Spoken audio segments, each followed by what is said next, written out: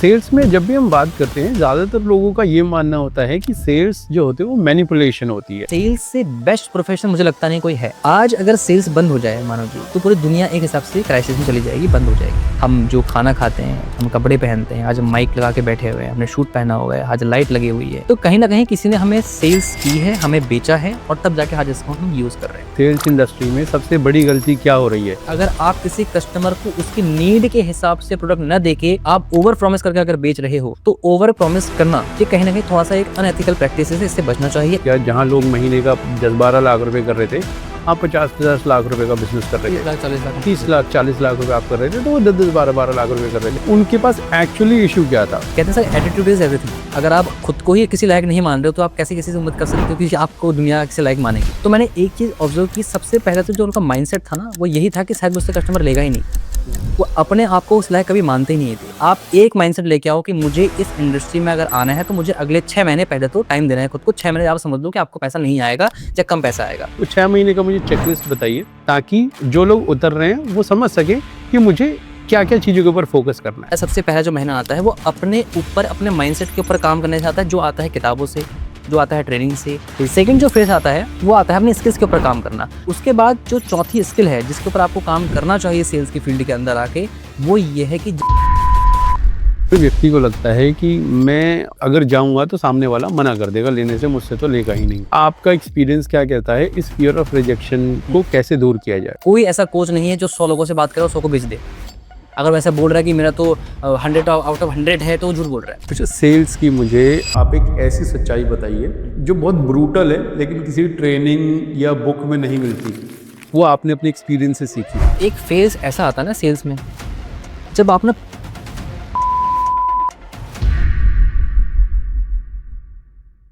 Rajendra ji, thank you so much for coming on the show. कैसे हैं आप? मैं बहुत अच्छा हूं मानव जी, आप कैसे हैं? बहुत अच्छा, बहुत अच्छा।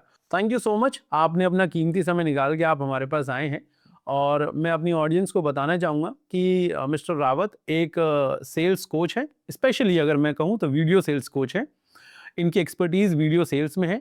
इसी के साथ साथ ये एक ऑथर भी हैं और एक मोटिवेशनल स्पीकर भी हैं। मुझे तो सर आपके बारे में पता है। मैं चाहता हूँ कि आप हमारी ऑडियंस को भी बताइए, जो आपको नहीं जानते, कि आप करते क्या हैं, क्या एक्सपर्टीज़ है और किस तरह से आप अपनी वीडियो सेल्स के थ्रू लोगों की हेल्प करते हैं। थैंक यू सो मच मानव जी, मुझे बुलाने के लिए आपका बहुत बहुत आभार। एंड सभी लोगों को मैं थोड़ा सा अपने बारे में बता देता हूँ। तो मेरा नाम राजेंद्र सिंह रावत है, मैं उत्तराखंड से बिलोंग करता हूँ। I am a sales coach and video sales coach. अब इसमें भी 2 अंतर हैं।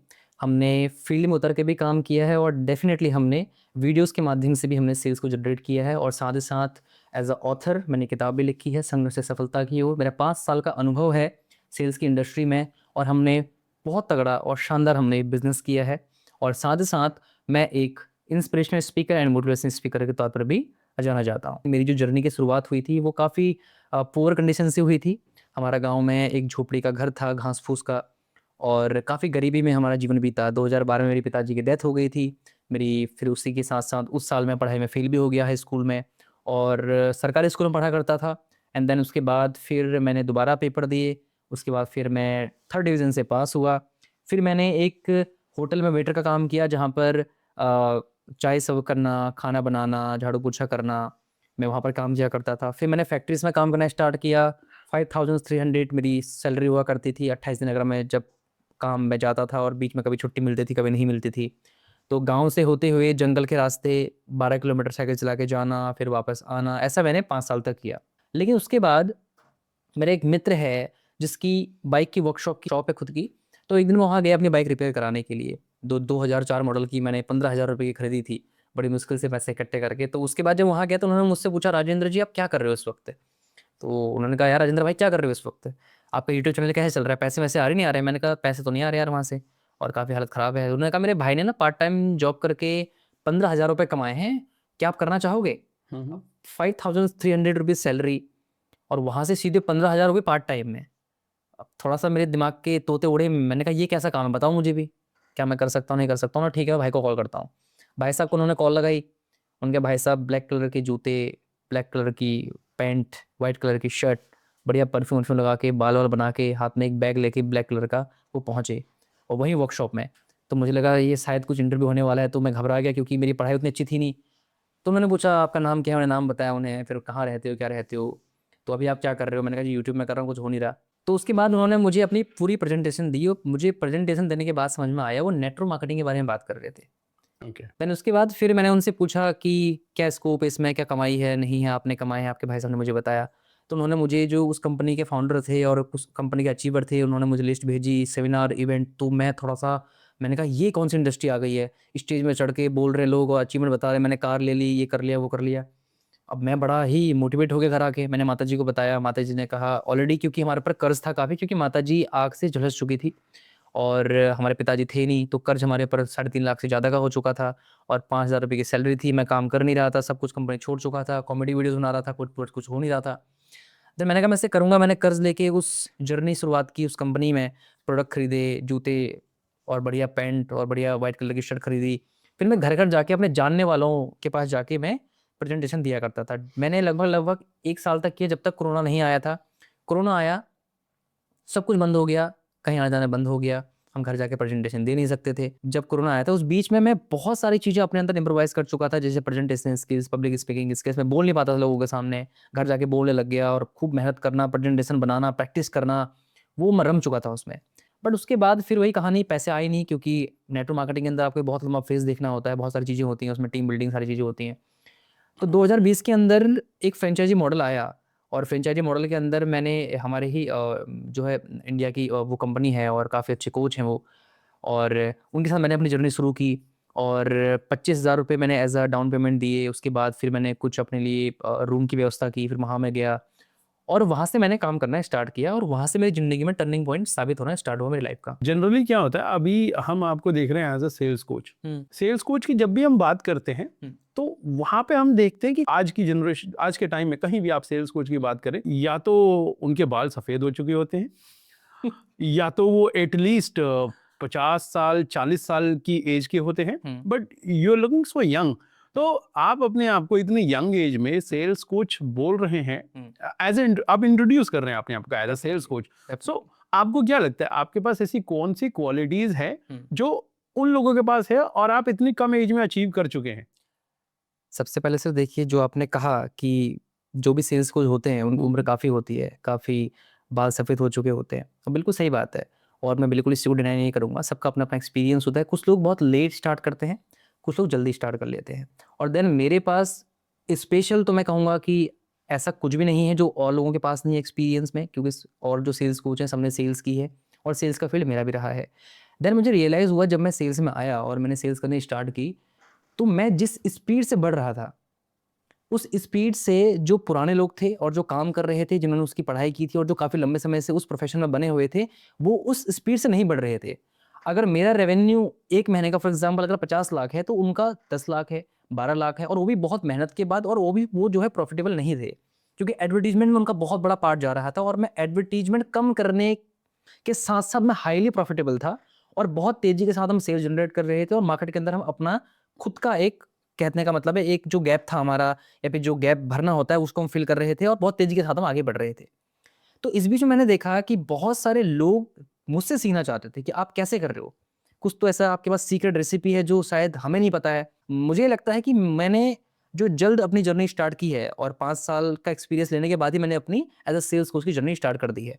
तो डिपेंड करता है कि आपने कितनी जल्दी अचीवमेंट किया और कितनी जल्दी आपने लोगों को सिखाना स्टार्ट किया और साथ ही साथ हम कितने लोगों की ज़िंदगी में, लाइफ में उनकी हम वैल्यू क्रिएशन कर पा रहे हैं। तो इसलिए मुझे लगा कि शायद मुझे इस जर्नी में आना चाहिए और शायद मुझे लोगों को सिखाना चाहिए, क्योंकि लोग काफ़ी डिमांड कर रहे थे। तो मुझे लगा शायद अब मुझे ये प्रोफ़ेशन भी स्टार्ट अपना करना चाहिए। तो अभी तक आप कितने लोगों को ट्रेनिंग दे चुके हैं? अभी तक लगभग हम 7,000 से भी प्लस लोगों को हम ट्रेनिंग दे चुके हैं, ऑफ़लाइन और ऑनलाइन के अंदर जो हमने ट्रेनिंग दी है। तो 7,000 लोगों तक हम पहुँच चुके हैं जिनके साथ मेरा इंटरेक्शन हुआ है और उसमें से कई लोग बहुत अच्छा कर रहे हैं और बहुत अच्छी हमने उनकी लाइफ़ में वैल्यू क्रिएट की है और देन अपने आप को इम्प्रूव कर रहे हैं, और हमारा काम बताने का है, सिखाने का है और करने का काम तो ऑडियंस का ही है। सेल्स में जब भी हम बात करते हैं, ज्यादातर लोगों का ये मानना होता है कि सेल्स जो होती है वो मैनिपुलेशन होती है।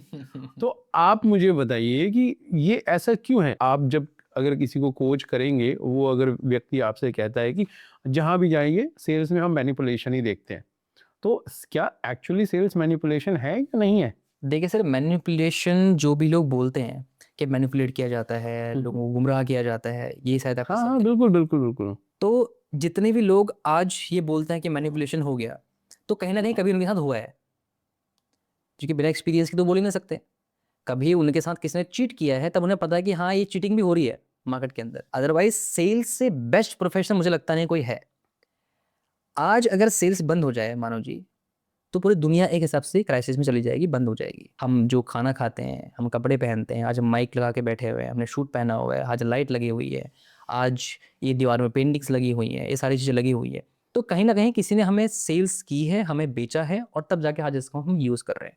तो सबसे पहले तो सेल्स का एक माइंडसेट है कि लोगों को इसमें गुमराह किया जाता है, ठग लिया जाता है, मैनिपुलेट किया जाता है। मुझे लगता है कि जिन लोगों का एक्सपीरियंस इस तरह से हुआ है कि हमें कभी ठगा गया था सर, इसमें तो ऐसा भी होता है, तो मुझे लगता है कि वो कहीं न कहीं थोड़ा-सा इंडस्ट्री के ऊपर एक दाग लगाने वाली बात है। एक्चुअल में ऐसा होता नहीं है।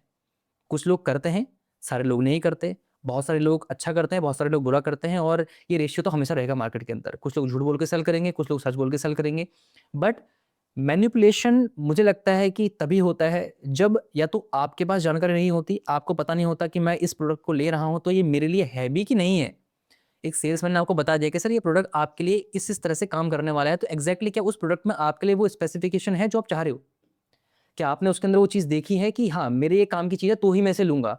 या फिर आपने केवल सेल्समैन की बात पे विश्वास किया, आपको जानकारी नहीं थी और उसने आपको 4 बातें एक्स्ट्रा बना के अपने कमीशन के चक्कर में या सेल्स के चक्कर में आपको बेच दिया, वो चिपका दिया और आपने ले लिया। अब आपको बाद में पता लगा कि अरे! ये तो जो है गड़बड़ हो गई। फॉर एग्ज़ाम्पल अभी मेरा एक मित्र है, उन्होंने कार ली। तो कार ली और उन्होंने कार लिया और सेल्समैन ने उन्हें बड़े अच्छे से ट्रीट किया, सारी चीज़ें बताई। उन्होंने कहा सर इसमें तो ये एयरबैग भी हैं, ये सेफ्टी है, ये इंजन है, ऐसा है, वैसा है। लेकिन जब उन्होंने कार ली तो उसके अंदर बताया गया था कि इसमें 6 एयरबैग हैं। तो उसमें 6 एयरबैग नहीं थे, उसमें 2 ही एयरबैग थे। उसमें उन्होंने बताया कि इसमें 1.5 लीटर का इंजन है, बट उसके अंदर 1.5 लीटर का इंजन नहीं था, केवल 1 लीटर का इंजन ही था, क्योंकि वो नए बायर थे। तो अब उन्होंने कंपनी से पूछा कि आपके सेल्समैन ने हमसे ऐसा कहा, वैसा कहा, तो कंपनी ने बोल दिया जी हमने तो उन्हें निकाल दिया। हम तो है ना, उन्हें आपकी कंप्लेंट आती है, हमने उनको फायर कर दिया, तो कंपनी ने उनकी रिस्पॉन्सिबिलिटी अपने ऊपर नहीं ली। तो क्या कंपनी खराब थी, क्या गाड़ी खराब थी? नहीं। आपको जानकारी नहीं थी, आपको सेल्समैन ने 4 बातें एक्स्ट्रा बना के बोली, आपने उसकी बातों में विश्वास कर लिया, आपने क्रॉस चेक नहीं किया, तो फिर आपको लगा मेरे साथ मैनिपुलेशन हो गया, उसने कहा ठग दिया मुझे। मैंने कहा ठगा नहीं, जानकारी आपको नहीं थी। आप किसी ऐसे इंसान को अपने साथ लेके जाते जिसे कार के बारे में थोड़ा-सा पता हो, तो शायद आपके साथ ये धोखा नहीं होता। तो ये सर इंडस्ट्री के अंदर चलते रहता है, और जो लोग इसको मैनिपुलेशन बोलते हैं, मुझे लगता है कि कभी ना कभी उनके साथ ये चीज़ें हुई हैं, उन्हें कभी ठगा गया है, तो तब उन्हें आज ऐसा लग रहा है। बट ऐसा हर कोई नहीं करता। अगर आपको जानकारी है और कस्टमर है ना, आप हैं और आपको एक सेल्समैन आपको बता रहा है और आप क्रॉस चेक कर रहे हैं, वेरीफाई कर रहे हैं, तो डेफिनिटली आपके साथ धोखा नहीं हो सकता। बट अब कुछ लोगों की आदत ऐसी बन जाती है, लोगों को झूठ बोल के ठग के बेचना, तो मुझे लगता है कि उन्हें तो खुद ही सुधारना पड़ेगा। सेल्स में तो यही कहा जाता है, गंजे को कंघी बेचना इज इक्वल्स टू सेल। मैं बता देता हूँ, ये जो लाइन है कि गंजे को भी जो कंघी बेच देना, सबसे तगड़ा सेल्समैन हुआ है। अगर आपने गंगे को कंघी बेच दी, तो पहले वो अपना सर खुरचेगा, फिर आपका सर खुरचेगा पकड़ के। वो कहते हैं ना, गंजे को पहले तेल बेचो जिससे उसके बाल आ जाए, फिर उसको कंघी के बेनिफिट बताओ। आप पहले उसे कंघी बेच दे रहे हो, उसे नीड है नहीं, बेचारे के बाल वैसे वैसे बेचारा तकलीफ में है, वो आपने उसको कंघी बेच दी, वो पहले अपना सर खुरचेगा, उससे अपने सर में घाव करेगा, फिर आपके सर में आके घाव करेगा, और दोबारा उसको आप मुंह नहीं दिखा सकते। तो ऐसी सेल्स का क्या फायदा जिसमें आप कस्टमर को मुंह ही नहीं दिखा सकते।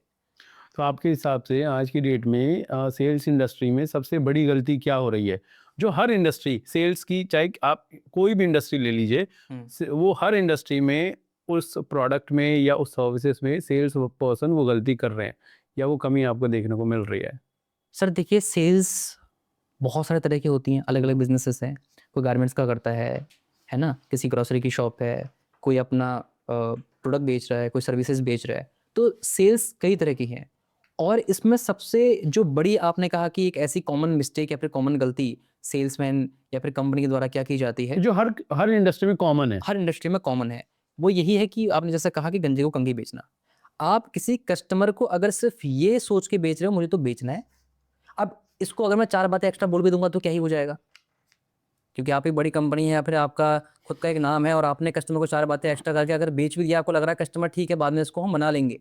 और आपने अगर कस्टमर को कोई ऐसी चीज़ बेच दी ओवर प्रॉमिस करके कि जी नहीं, नहीं सर आपके लिए बिल्कुल बढ़िया है, और उसको बाद में पता लग गया, जैसे मैंने कार का एग्ज़ाम्पल दिया, अगर आपने उसको बेच दिया और बाद में उसे पता लग गया, तो शायद वो फिर आपकी ब्रांडिंग के लिए, आपकी मार्केटिंग के लिए और आपकी कंपनी के लिए, फिर आपके लिए भी वो सही नहीं है। अगर आप किसी कस्टमर को उसकी नीड के हिसाब से प्रोडक्ट ना देके आप ओवर प्रॉमिस करके अगर बेच रहे हो, और इंडस्ट्री में कहीं न कहीं केवल सेल के चक्कर में बहुत सारे लोग करते हैं, मैं सबका तो नहीं कह सकता, बट ज़्यादातर लोग जो हमने भी जिसको जिसको मैंने ऑब्ज़र्व किया है अपनी इंडस्ट्री में जब मैं काम कर रहा था, तो ओवर प्रॉमिस करना ये कहीं ना कहीं थोड़ा सा एक अनएथिकल प्रैक्टिस है, इससे बचना चाहिए। एग्जैक्टली कोई कस्टमर क्या आपसे चाह रहा है, उसी के डिमांड के हिसाब से अगर आप उसे सप्लाई करेंगे तो डेफिनेटली वो कस्टमर आपको लॉन्ग टर्म के साथ आपके साथ भी रहेगा, आपकी तारीफ भी करेगा और आपको नए कस्टमर ला के देगा भी। हमारे बहुत सारे ऐसे कस्टमर थे जिन्होंने हमको लॉन्ग टर्म तक बहुत बिजनेस दिया, आज भी हमारे संपर्क में है, आज भी हमारी तारीफ करते हैं और आज भी हमारे साथ बिजनेस करना पसंद करते हैं, आज भी हमारे ट्रेनिंग को लेना पसंद करते हैं। क्यों? क्योंकि हमने उन्हें ओवर प्रॉमिस करके नहीं बेचा।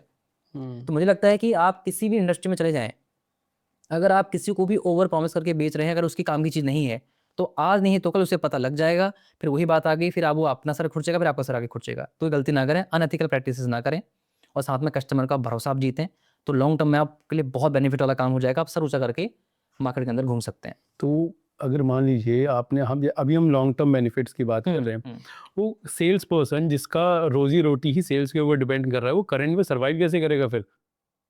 ओके, क्योंकि अगर कोई ना कोई तो है ही जो फेक प्रॉमिस करके बेच रहा है। आपके पास 2 रास्ते हैं। पहला रास्ता एक सच्चाई का रास्ता है, जिसमें कस्टमर हो सकता है आपके साथ शुरुआत में धंधा नहीं करेंगे।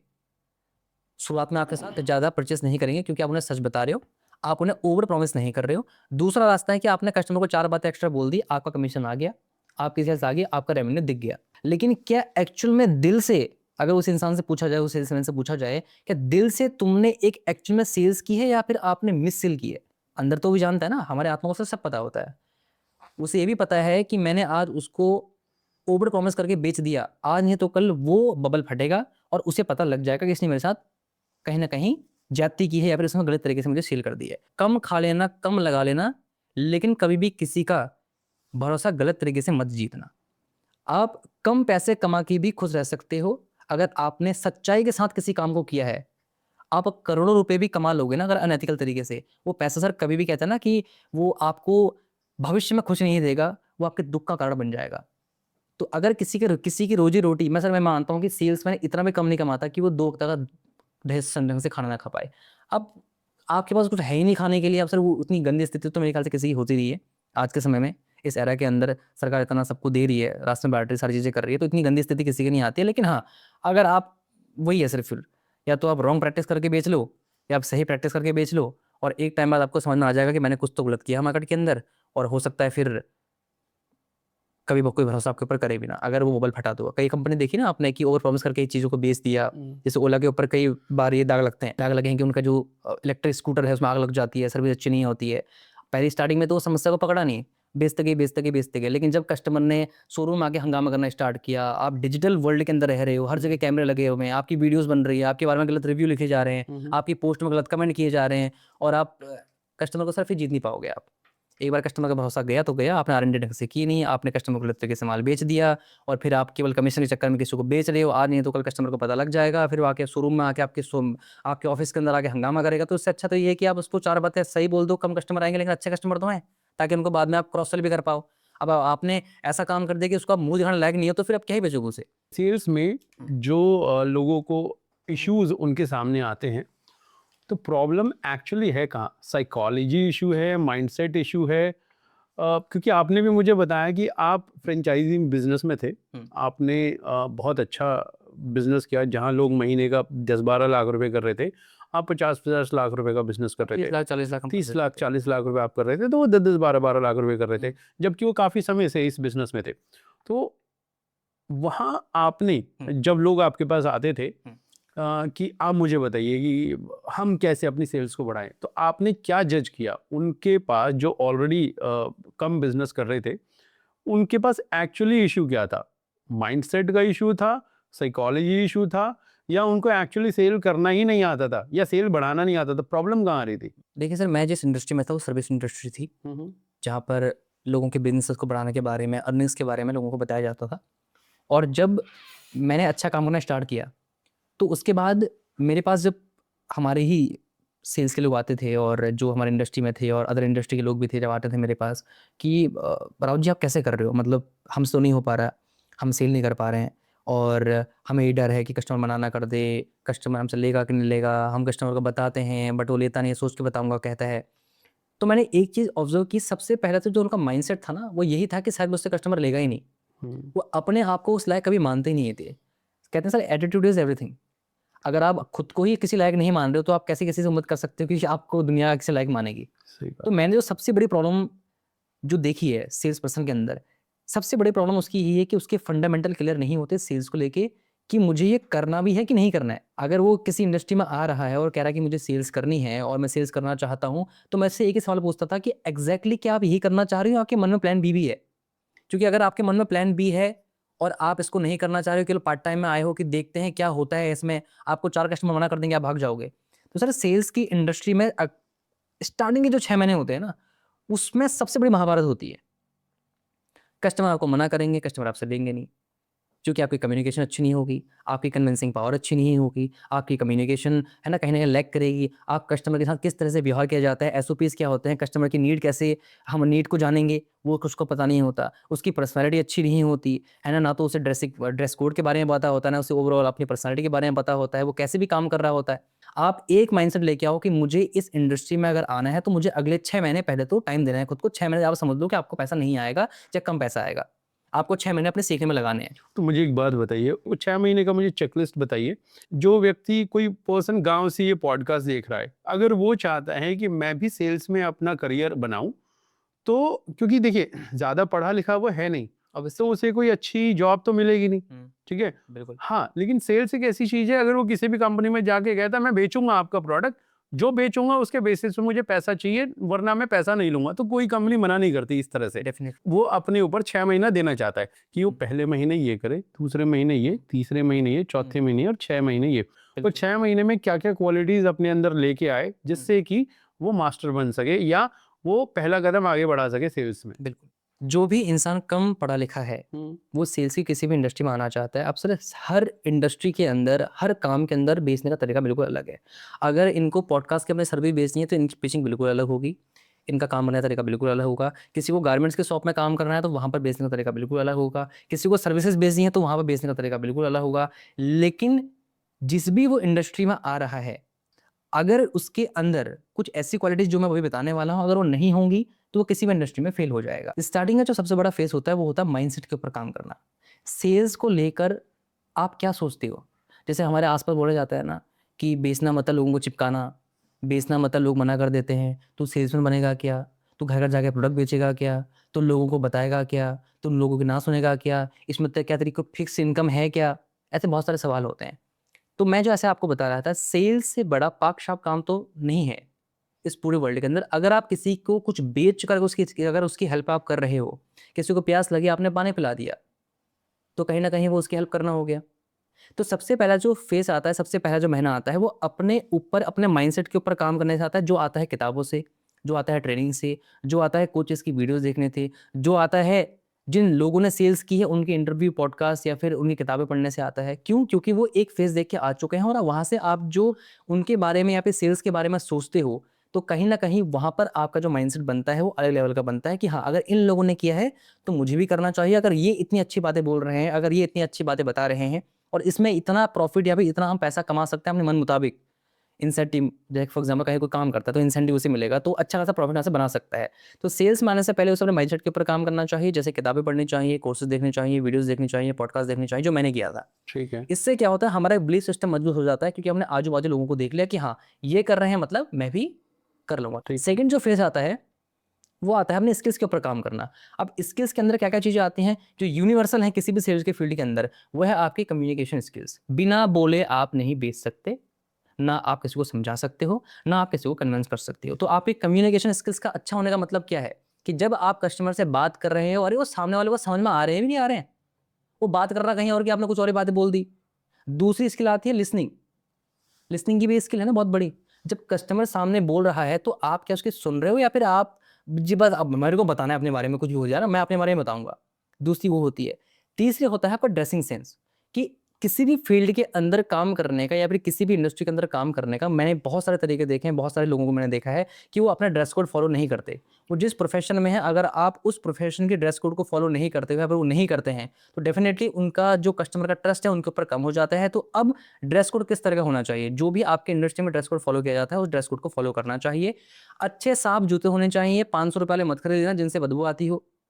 ऐसे मोजे मत ले लेना जो ₹100 के 5 जोड़ी मिलते हों, ऐसी है ना, ऐसा नहीं कि आपने शर्ट 4 दिन से धोई नहीं है, आप चले गए जी सेल्स करने के लिए। आपके जो कपड़े हैं बिल्कुल लो क्वालिटी के हैं, तो थोड़ा-सा आपको इन्वेस्ट करना पड़ता है अपने ओवरऑल ड्रेस कोड में। उसी के साथ-साथ पर्सनैलिटी पर आपको जब आप काम करते हैं तो आपका जो आपकी हेयर कटिंग है वो टाइम पे होनी चाहिए। आप अगर सेविंग करते हैं, सेविंग अच्छे से होनी चाहिए। आप मेंटेन अगर करते हैं अपनी दाढ़ी को, अपनी बियर्ड को, तो वो आपकी मेंटेन होनी चाहिए। आप रोज़ नहाते नहीं नहाते हैं, आप नाखून कट करते हैं नहीं करते हैं। ग्रूमिंग। हाँ, ग्रूमिंग आप करते हैं नहीं करते हैं अपनी। तो ये एक बहुत बड़ी स्किल है। उसके बाद जो चौथी स्किल है जिसके ऊपर आपको काम करना चाहिए सेल्स की फील्ड के अंदर आके, वो ये है कि जब भी आप किसी कस्टमर से नेगोशिएशन करते हैं, सवाल-जवाब करते हैं, तो जब आप सवाल-जवाब करते हैं तो क्या आप अपने नोट्स बनाते हैं? कि आज मुझसे कस्टमर ने पूछा और कस्टमर ने मना कर दिया, तो इसकी जगह पे मैं क्या बोल सकता था? आपने गलती अपनी पकड़ी। तो वो भी एक अपने आप में स्किल है, वो इम्प्रूविंग स्किल्स को मैं बोलता हूँ कि इम्प्रोवाइज़ आप जब करते हो अपने आप को, तो भी एक बहुत बड़ी, एक शानदार स्किल्स के रूप में मानी जाती है। उसके बाद 5वीं जो सबसे मोस्ट और सबसे पावरफुल हैबिट है, वो है कि आप मार्केट के अंदर जितने भी टॉप लीडर हैं, या तो उनकी वीडियोज़, कोर्सेज़ वो जो आप देख रहे थे, उनको आप लगातार देखना स्टार्ट करो, क्योंकि आपको वो बताएँगे जो आपको पता नहीं है स्टार्टिंग फेज़ के अंदर। उसके बाद जो जो छठी चीज़ है, वो सबसे पावरफुल ये है कि आप जिस इंडस्ट्री के अंदर हो, उस इंडस्ट्री के अंदर काम करने का पैटर्न क्या फ़ॉलो किया जाता है। अगर मैं आज एज़ अ कोच हूँ, तो मेरी पिचिंग बिल्कुल अलग होगी, बजाय उसके जो कपड़े बेच रहा है। तो आप ये देखो कि उस इंडस्ट्री के अंदर क्या कोई आपको कोचिंग दे सकता है कि इस इंडस्ट्री के अंदर एक्चुअल में काम किया कैसे जाता है, कैसे क्लाइंट को पिच करना होता है, कैसे ट्रेनिंग देनी होती है, कैसे उनसे बात करनी होती है, प्राइस में नेगोशिएशन कैसे करना होता है, कम्युनिकेशन पर कैसे काम करना होता है, ड्रेस कोड क्या फॉलो करना होता है, किस तरह से हम चीज़ों को करेंगे। आप जिस इंडस्ट्री के अंदर हो, उस इंडस्ट्री के कुछ ऐसे कोर प्रिंसिपल देखो और समझो उन लोगों से जो उस इंडस्ट्री के अंदर काम कर रहे हैं, जो एक्सपर्ट हैं। अगर आप उनसे कनेक्ट कर सकते हो तो उनसे कनेक्ट करो, उनके कोर्सेज़ दो, उनकी किताबें पढ़ो, पर्सनल मेंटरिंग ले सकते हो तो वो ले लो, थोड़ा पैसा लगेगा, बट आपको स्टार्टिंग की फेज़ के अंदर ही आपको नेक्स्ट लेवल बूम देखने को मिलेगा, अपने स्किल्स के ऊपर और अपने माइंडसेट के ऊपर, क्योंकि वो आपको वो बताएँगे जो शायद कोई आपको दूसरा नहीं बताएगा, और आपको पहले ही पता लग जाएगा कि एग्ज़ैक्टली इस इंडस्ट्री के अंदर काम कैसे किया जाता है। राजेंद्र जी, सेल्स में जो सबसे बड़ी प्रॉब्लम होती है वो होती है फियर ऑफ रिजेक्शन। बिल्कुल, हर व्यक्ति को लगता है कि मैं अगर जाऊंगा तो सामने वाला मना कर देगा लेने से, मुझसे तो लेगा ही नहीं। डेफ़िनेटली। तो आपका एक्सपीरियंस क्या कहता है, इस फियर ऑफ रिजेक्शन हुँ, को कैसे दूर किया जाए? रिजेक्शन सर 2 तरीके का होता है। पहला ये कि आपको पता है, मुझे ना तो अपने प्रोडक्ट के बारे में नॉलेज है, ना मैं कस्टमर को ढंग से समझा पाता हूँ, ना मेरी स्किल इतनी अच्छी है, और ना ही मैं कस्टमर से ढंग से बातचीत कर पाता हूँ। क्यों? क्योंकि आपके पास एक प्रॉपर स्किल नहीं है, तो एक रिजेक्शन तो ये हो गया। दूसरा रिजेक्शन का जो डर होता है, जो किसी भी इंसान के अंदर जो सेल्स में आता है, वो यही होता है क्योंकि आज तक उसको किसी ने मना नहीं किया होता। बचपन से लेके आज तक घर वाले कुछ, अगर घर वालों से कुछ माँगते हैं तो हमें मिल ही जाता है। स्कूल में जाते हैं हम, घर वाले स्कूल में हम कुछ पूछते हैं टीचर से तो वो हमें बता ही देते हैं, कोई हमें मना नहीं करता। रिजेक्शन जब हम इस इंडस्ट्री के अंदर आते हैं सेल्स में, तो लोग हमारे मुँह पे बोल के जाते हैं, हमें आपका प्रोडक्ट नहीं खरीदना। और उसे डर होता है कि अगर मुझे उसने मना कर दिया तो मेरी इंसल्ट हो जाएगी, थोड़ा ईगो पे ले लेते हैं। तो इस चीज़ को तो बिल्कुल उन्हें समझना पड़ेगा किसी भी सेल्स के आदमी को कि रिजेक्शन तो आपको मिलेंगे। सर ऐसा कोई भी कोच नहीं है, ना मेरे को छोड़ के जितने भी आप टॉप कोचेस को जानते हो, कोई ऐसा कोच नहीं है जो 100 लोगों से बात करे और 100 को बेच दे। अगर वैसा बोल रहा है कि मेरा तो 100 आउट ऑफ 100 है, तो वो झूठ बोल रहा है। इस चीज़ को समझें कैसे, वो कैसे अपने आप को ये समझाएं कि हुँ। It is very normal, it is very common, fear of rejection तो होता है। इस माइंडसेट को कैसे वो डेवलप करें। नया बंदा है, उसके अंदर भी फियर ऑफ रिजेक्शन है। हुँ। कोई अगर एक्सपीरियंस व्यक्ति है, वो भी अगर किसी बड़े क्लाइंट के पास जा रहा है, उसके अंदर भी थोड़ा बहुत फियर ऑफ रिजेक्शन तो रहता ही है कि अगर उन्होंने मना कर दिया तो इसको दूर कैसे करें। फॉर एग्जाम्पल, मैं आपको ये पानी की बॉटल बेचने आया हूँ, ठीक है। अब मुझे ये डर है कि भाई मैं पता नहीं, इनके पास पानी एक बड़ी कॉमन चीज है, हर किसी के घर में होता है। फियर ऑफ रिजेक्शन उसमें तो सबसे कॉमन है। मैं इसको बेचूं कैसे, मैं अपने माइंड को कैसे डेवलप करूं कि कोई बात नहीं, चलेगा, और इस डर से बाहर कैसे आए व्यक्ति। जैसे आपने कहा फियर ऑफ रिजेक्शन, ये सेल्स का बहुत बड़ा पार्ट है, ये मुझे अब समझ में आया। स्टार्टिंग मुझे लगता था कि मना कर देंगे तो मेरा क्या होगा, नहीं बिकेगा माल तो क्या होगा। अब इस माइंडसेट को जब हम बिल्ड करते हैं कि भैया सेल्स के अंदर आओगे तो रिजेक्शन तो आपको मिलेंगे, 10 लोगों से बात करोगे तो 3 4 5 तो आपको मना करने ही वाले हैं। अगर आप किसी को पानी की बोतल बेचने जाओगे, उनके सामने जाओगे जी पानी ले लो, तो उन्हें 5 6 ने तो मना करना ही करना है। अब बात करते हैं कि हमें सबसे ज़्यादा रिजेक्शन से जब हम बाहर निकलना चाहते हैं तो हम क्या करें, जो मैंने किया था। सबसे पहले आप अपने नॉलेज पे काम करो। अगर आपको अपने प्रोडक्ट के बारे में नॉलेज नहीं है, अगर आपको ये पानी बेचना है और इसके बारे में आपको नॉलेज नहीं है कि पानी पीने से क्या-क्या फ़ायदे हो सकते हैं शुद्ध पानी पीने से, तो आप किसी भी कस्टमर को कन्विंस नहीं कर पाओगे। बोलेगा पानी तो मेरे घर में भी है, मैं तुम्हारा पानी क्यों खरीदूँ? लोग ₹150 लीटर, ₹200 लीटर, ₹500 लीटर का भी पानी खरीद के पी रहे हैं ना बड़े-बड़े जो लोग हैं। कुछ ना कुछ तो ऐसा है उनके माइंड में डाला गया है कि हाँ भाई ये जो वाटर अगर आप पियोगे तो इससे आपको बेनिफिट मिलने वाला है। क्यों? क्योंकि उनके पास नॉलेज है। अगर आपके पास आपके प्रोडक्ट की प्रॉपर नॉलेज नहीं है तो आपके मन के अंदर हमेशा डर रहेगा, अगर कस्टमर ने मुझसे कुछ पूछ लिया तो मैं कैसे बताऊंगा, वो फिर तो मुझे मना कर देगा, मेरी तो बेइज्जती हो जाएगी। तो आप सबसे पहले अपने नॉलेज के ऊपर काम करो, अपने प्रोडक्ट के नॉलेज के ऊपर और अपने इंडस्ट्री के नॉलेज के ऊपर।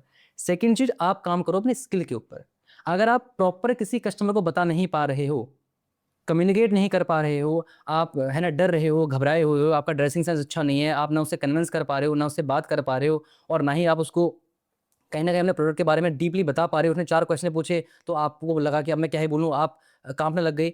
तो इसका मतलब ये है कि आपके पास ना नॉलेज है, ना आपके पास स्किल्स है। कम्युनिकेशन अच्छी नहीं होगी, और साथ ही साथ अगर आप अपनी आपके प्रोडक्ट की नॉलेज अच्छी नहीं होगी, आपके पास सेल्स की क्लोजिंग स्किल्स, नीड की स्किल्स नहीं होगी, तो आप नहीं कर पाओगे। अब थर्ड चीज़ ये है कि जिसको आप पानी बेच रहे हो उसको प्यास लगी है भी कि नहीं लगी है? अब हमारे अब इंडस्ट्री में क्या होता है सर, कोल्ड कॉलिंग के ऊपर बहुत लोग ज़्यादा बात करते हैं, किसी को डीएम करना, उनका जी नंबर निकालो, किसी भी कॉल करो। अरे वो सामने वाले को उसको चाहिए भी नहीं चाहिए, आप इसको सीधे उठा के आप चाहिए आप सीधे देने से ले लो मेरा, ले लो। नहीं होता सर तो ऐसा। जब तक अगर मैं हुँ, आपसे बात नहीं करूँगा, हुँ, आपको अगर मैं कोल्ड कॉल नहीं करूँगा, हुँ, मैं बैठा हूँ दिल्ली में, आप बैठे हो देहरादून में, हुँ। मैंने आपको अगर कोल्ड कॉल नहीं किया, मैंने आपको डीएम नहीं किया, तो मुझे पता कैसे लगेगा कि आपको चाहिए भी या नहीं?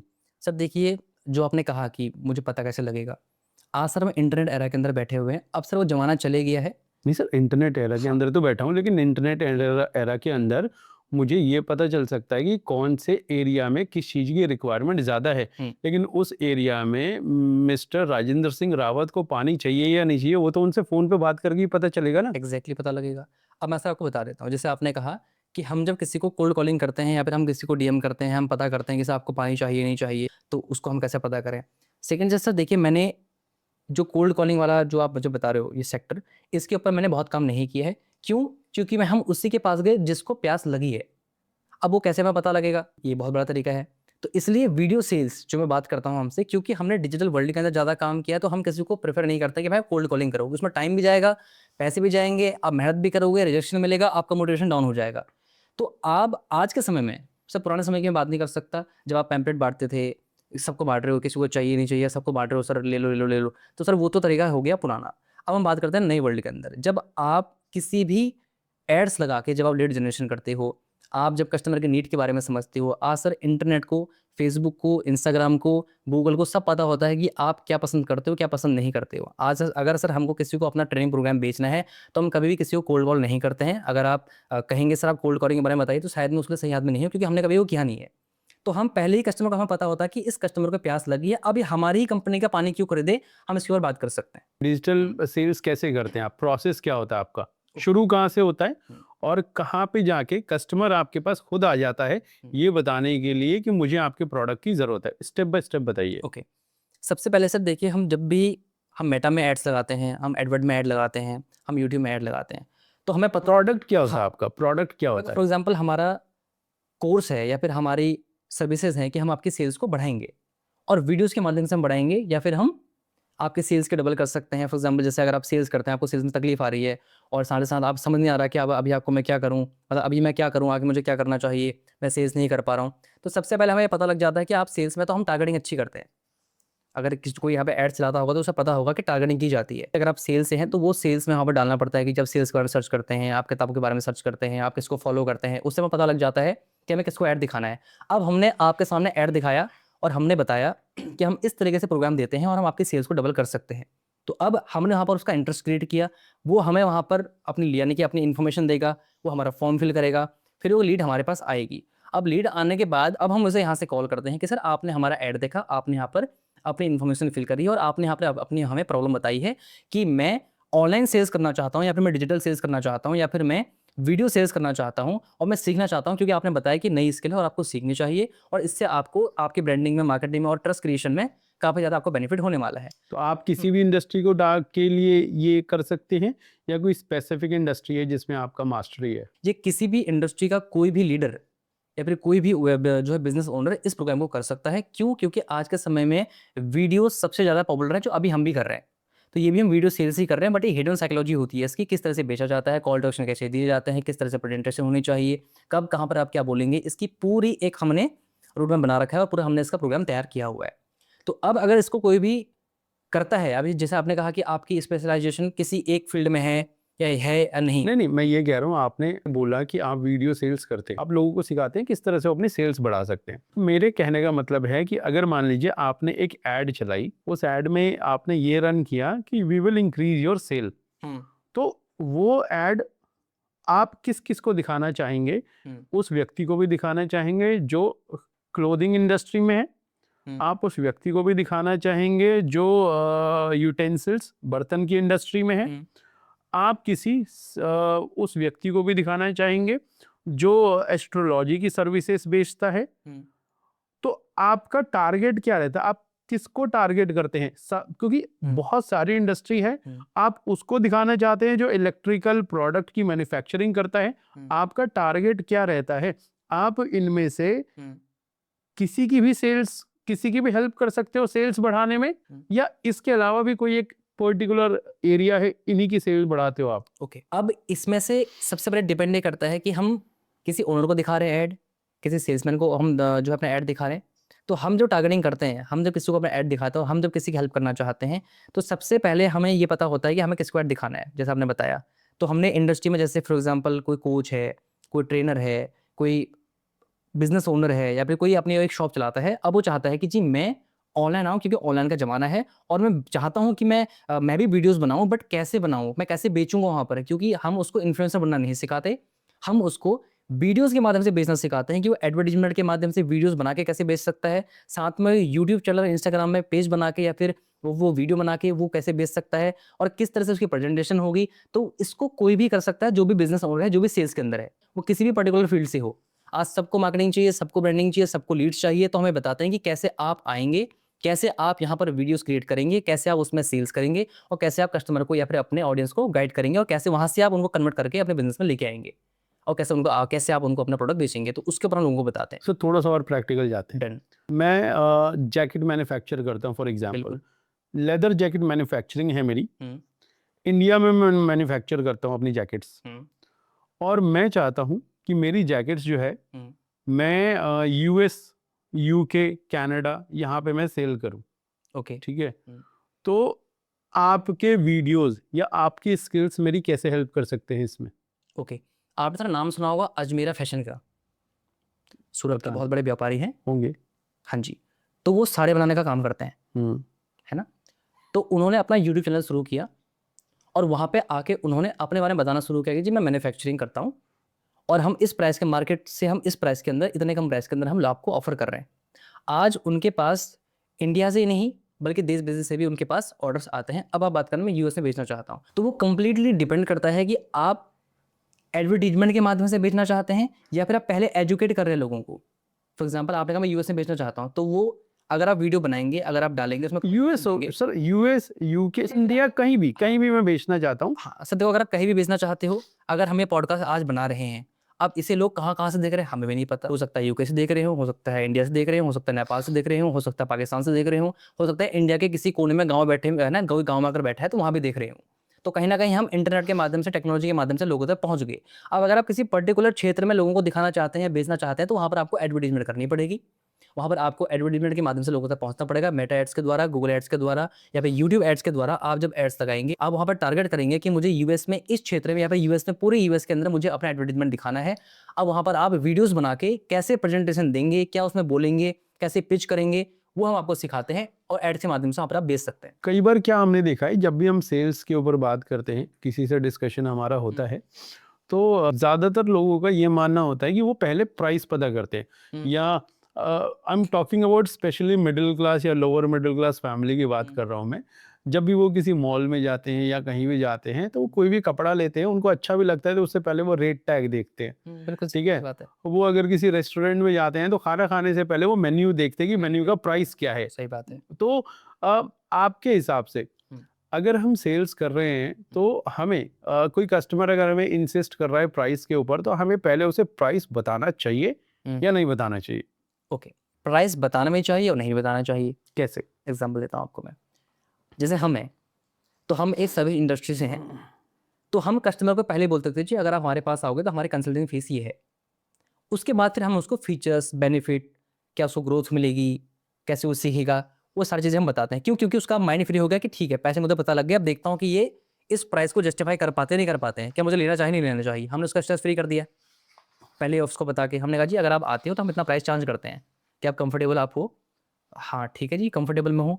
उसके बाद जब हम उसे पूरा हम लास्ट में तक बता देते हैं, तो फिर हम उससे पूछते हैं सर अब बताइए आपको कैसा लगा, क्या लगा, आप इसको करना चाहेंगे, नहीं करना चाहेंगे? फिर कहेगा नहीं नहीं जी मेरे तो आपके है ना फीस तो मैंने देखी है, बाकी सब कुछ तो सही है, लेकिन मुझे लग रहा है कि जो दूसरा कोच है या फिर जो दूसरा है ना ट्रेनिंग दे रहा है वो शायद से आपसे सस्ता है। तो फिर हम वहाँ पर अपनी यूएसपी बताते हैं कि हमारे पास यूएसपी, हम आपको इससे सपोर्ट करेंगे, ये फीचर्स देंगे, ये सारी चीज़ें करेंगे। तो हम अपने प्राइस को जस्टिफाई करने के लिए हम उसे वैल्यू क्रिएशन, हम वैल्यू वैल्यू की तरफ से बताते हैं कि हम आपको ये वैल्यू देंगे और हमारा इतना प्राइस है। सेकंड चीज़, आपने देखा होगा जब कार मार्केट के अंदर आती है, जब लॉन्च होती है, तो उसका प्राइस पहले बढ़ाया जाता है, फिर घटा के दिखाया जाता है। फॉर एग्जांपल अगर मैं बेचना चाहूँ लोगों को कि मैं कहूँ कि ये जो हमारा ट्रेनिंग प्रोग्राम है और इसके अंदर जो हम वैल्यू लोगों को दे रहे हैं, इसी वैल्यू को लोग आज मार्केट के अंदर 2 लाख रुपए का बेच रहे हैं। तो आपके हिसाब से प्राइस कितना होना चाहिए? वो बताएँगे हाँ सर 2 लाख का है तो आपका 1 लाख, 1.5 लाख का होना चाहिए, या फिर है ना आपका 1,70,000 80,000 का होना चाहिए, और या तो फिर आप हमें खुद बताइए। तो हम कहते हैं जी हम फिर उसको प्राइस को नीचे लेके आते हैं। फॉर एग्ज़ाम्पल 2 लाख कहे हमने, फिर 2 लाख से हम 1,80,000 70,000 उसको बताते हैं कि कितने का होना चाहिए, 1,70,000 का होना चाहिए, 1.5 का होना चाहिए, 2 का होना चाहिए, या 80,000 का होना चाहिए, 50,000 का होना चाहिए। सर हमारा इतना भी नहीं है। सेम वैल्यू आपको मिलेगी दूसरे कोच के पास, हम उससे आपको 3-4 चीज़ें और एक्स्ट्रा ऐड ऑन करके देंगे, बट हमारा प्राइस सर 2 लाख रुपए नहीं है, हमारा दूसरा जो प्राइस है वो है 40,000 रुपए मात्र। पहले उसको हम 2 लाख पे लेके गए, फिर उसको हम 40,000 पे लेके आए। तो पहले उसको लगा कि हाँ, शायद ये भी 2 लाख या 1.5 लाख के आस-पास कहेगा, लेकिन हमने फिर उसके एक्सपेक्टेशन के हिसाब से नहीं बताया, बल्कि हमने और नीचे लेके आ गए हमने कहा जी मात्र 40,000 रुपए। तो यहाँ पे जो मैं समझ पा रहा हूँ कि प्राइस बताना चाहिए या नहीं बताना चाहिए, उसमें वेरी करता है, जो डिपेंड करता है कि कौन सी वो इंडस्ट्री में। डिपेंड करता है, और इसमें आप कंपेयर करिए, हुँ, आप अपने कॉम्पिटिटर से कंपेयर करिए पहले। आप अपने ये बताइए कि अगर सेम प्रोडक्ट अगर आप किसी दूसरे कॉम्पिटिटर के पास लेने जा रहे हैं या सर्विसेज लेने जा रहे हैं, हुँ, तो वो एक्स अमाउंट में ये सर्विसेज दे रहे हैं या ये ओके। प्रोडक्ट दे रहे हैं। हुँ, अब उनसे पूछिए, अगर मान लीजिए ये प्रोडक्ट, हुँ, ये सर्विसेज दूसरा व्यक्ति अगर आपको एक्स अमाउंट में दे रहा है, तो आपको क्या लगता है हमारे यहाँ कितनी होगी? इसका मतलब क्वेश्चनिंग करना, रिबटल। कस्टमर से जितना हम ज़्यादा सवाल करेंगे, जितनी ज़्यादा हम बात करेंगे, उतना बेहतर हम उससे जवाब निकलवा सकते हैं और उसकी उम्मीद से बेहतर हम उसको प्राइस बता सकते हैं। डेफिनिटली जब हम अपने कॉम्पिटिटर से कंपेयर करेंगे कंपेयर कर रहे हैं, तब। ऑब्वियस सी बात है। Great, great, great. तो मेरे को इसमें एक चीज़ और बताइए राजेंद्र जी, जब हम सेल्स करते हैं तो हुँ, बहुत सारे ऐसे कस्टमर्स होते हैं हुँ, जिनके लिए पैसा वैल्यू नहीं रखता है। हुँ, ठीक है, वो हुँ, पैसा तो पे कर सकते हैं, एक बार अगर हमने उनको सर्विसेज वगैरह अगर समझा दी, हुँ, तो उनके पॉकेट में है पैसा, हुँ, वो आपकी सर्विसेज के लिए पैसा दे भी सकते हैं। बिल्कुल। बट वो क्या होता है, वो ईगोइस्टिक होते हैं, हुँ, उनके अंदर ईगो होता है। वो आपको, अगर कोई व्यक्ति सेल कर रहा है तो वो उसे अपने इक्विवेलेंट नहीं समझते, उन्हें लगता है मैं पैसा दे रहा हूं तो मैं बड़ा हूं। हुँ, और कई बार जब सेल्स जो व्यक्ति कर रहा होता है, हुँ, उसको लगता है कि मेरी सेल्फ रिस्पेक्ट डाउन हो रही है यहाँ पे। हुँ। तो इस सिचुएशन से जो व्यक्ति सेल कर रहा है वो कैसे बाहर निकले, क्या करना चाहिए उसे इस समय में? ओके, आपका सवाल है किसी कस्टमर का पैसा पड़ा हुआ है, वो हमारी सर्विस खरीद सकता है?